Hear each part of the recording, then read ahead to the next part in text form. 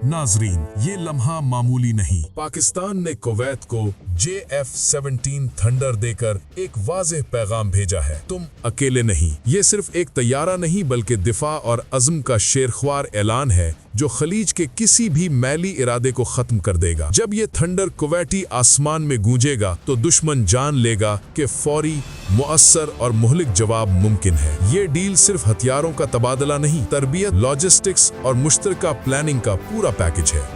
OIC में उठने वाली आवाजें अब अल्फाज तक महदूद नहीं रहीं, अमली शराकदारी सामने आ गई है। कुवैत की हिफाजत अब अक्सरियती अज़्म के साथ है और इसका असर पूरे खित्ते के तवाज़ुन पर पड़ेगा। अगर आप समझना चाहते हैं कि ये कदम आपकी दुनिया को कैसे बदल देगा तो वीडियो आखिर तक रहिए, क्योंकि सच्चाई छुपी नहीं रह सकती। नाजरीन, पाकिस्तान ने एक और बड़ा कदम उठाया है और इस बार ये कदम खलीज के दिल में उठाया गया है। जी हाँ, हम बात कर रहे हैं उस मुल्क की जिसके बारे में दुनिया कहती है कि ये अरब दुनिया का हीरा है। एक ऐसा मुल्क जो दौलत, वसाइल और मजबूत क़यादत के बाइस पूरे खित्ते में अपनी अलग पहचान रखता है। जी हाँ नाजरीन, हम बात कर रहे हैं कुवैत की। पाकिस्तान ने उस बहादुर और अमीर मुल्क को वो तोहफा दिया है जिसे दुश्मन मौत का परिंदा कहता है, JF-17 थंडर। एक ऐसा तैयारा जो आसमान पर उड़कर सिर्फ हवा को नहीं चीरता बल्कि दुश्मन के दिल को भी खौफ से लर्जा देता है। ये तैयारा सिर्फ एक मशीन नहीं बल्कि एक ऐलान है कि अब कुवैत तन्हा नहीं बल्कि उसकी पुश्त पर पाकिस्तान जैसी एटमी ताकत खड़ी है। और ये जहाज सिर्फ लड़ने के लिए नहीं बल्कि बचाने के लिए दिया गया है, ताकि अगर दुश्मन ने खलीज के किसी कोने से भी मैली नजर डाली तो उसे कुछ नजर न आए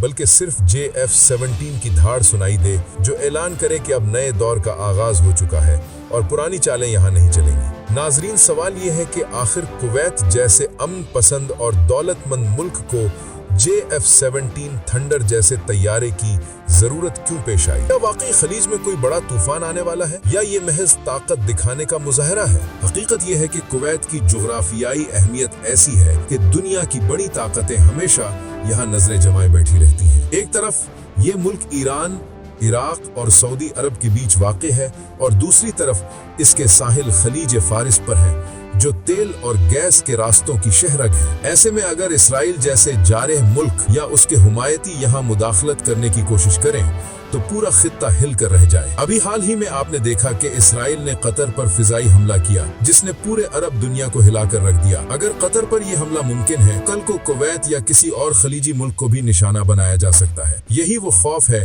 जिसने OIC की हालिया मीटिंग में इस्लामी नेटो के क़याम की बात को शिद्दत बख्शी। दोहा में होने वाली इस्लामी सरबराही कॉन्फ्रेंस में जब पाकिस्तान, सऊदी अरब, तुर्की, ईरान और कुवैत के रहनुमाओं ने इसराइल की बढ़ती हुई जारहियत पर बात की तो यही सवाल सबसे अहम था कि आखिर कब तक हम सिर्फ बयानात देते रहेंगे? कब तक गजा के बच्चों का खून बहता रहेगा? कब तक हमारे मुमालिक पर दबाव डाला जाएगा?